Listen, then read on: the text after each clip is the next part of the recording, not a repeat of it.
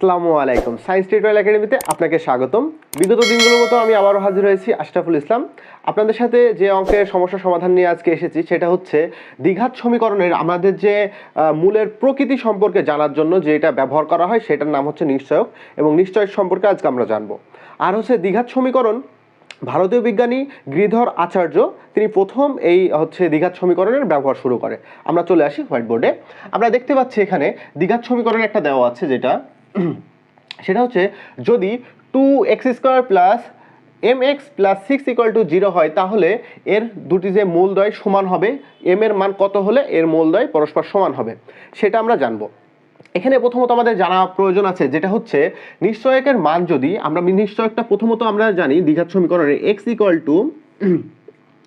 -b plus minus √b² - 4ac/2a। আমরা এই সূত্র দিয়ে দ্বিঘাত সমীকরণের মূলদ্বয়ের মান বের করতে পারি। আর এই মূলদ্বয়ের মান বাস্তব হবে না অবাস্তব হবে, মূলদ হবে না অমূলদ হবে, সেটা জানার জন্যই আমরা নিশ্চয়ক ব্যবহার করে থাকি। নিশ্চয়কটি হচ্ছে b² - 4ac মানের উপর ডিপেন্ড করে। b² - 4ac = যদি 0 হয়, তাহলে আমাদের মূলদ্বয় পরস্পর সমান হবে। আর যদি b² -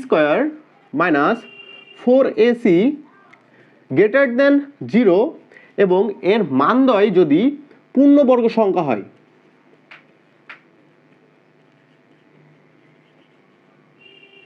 তাহলে আমাদের মূলদ্বয়ের কি হবে? অসমান হবে, বাস্তব হবে এবং মূলদ হবে। অসমান, বাস্তব এবং মূলদ আমরা এখানে দেখতে পাই যে অসমান হবে, বাস্তব হবে এবং কি হবে? মূলদ হবে। আর b² - 4ac যদি মান বড় হয়, 0 থেকে যদি বড় হয়, তাহলে কি হবে?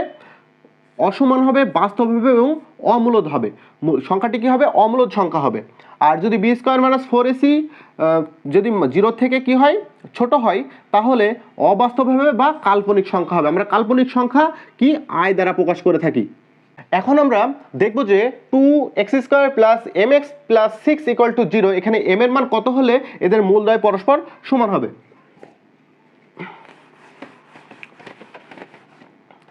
আমরা নিশ্চয়কের মান শর্ত জানি হচ্ছে b² - 4ac = 0 হলে মূলদ্বয় পরস্পর সমান হবে। তাহলে আমরা এই সমীকরণটি এখানে লিখে রাখি যে 2x² প্লাস mx প্লাস 6, এই সমীকরণের আমরা যে সমীকরণ দেখছি এই সমীকরণের a b c মানদ্বয় আমরা দেখব। a কত? a হচ্ছে +2, b হচ্ছে +m আর c হচ্ছে +6। আমরা এই মান এই সমীকরণে বসিয়ে দেব। b² - 4ac = 0। b এর মান হচ্ছে m, m², 4 এর মান হচ্ছে 2, c এর মান হচ্ছে 6।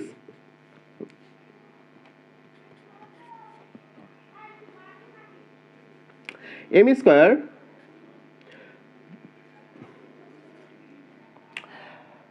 × 8, 6 × 48 = 0। m² = 48।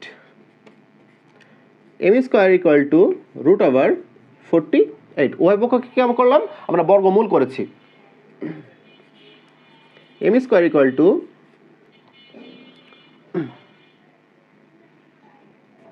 16 × 3। আমরা 48 কে লিখতে পারি 23 লিখতে পারি।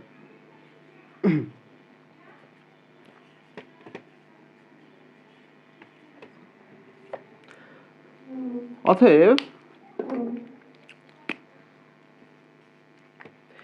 m = 4√3।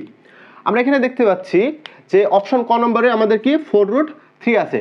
যদি 2x² প্লাস mx প্লাস 6 = 0 হয়, তাহলে এই সমীকরণের মূলদ্বয় তখনই সমান হবে যদি m এর মান 4√3 থাকে। আপনাকে অসংখ্য ধন্যবাদ আমার ভিডিওটি ধৈর্য সহকারে দেখার জন্য। ভালো থাকবেন, সুস্থ থাকবেন। আল্লাহ হাফেজ।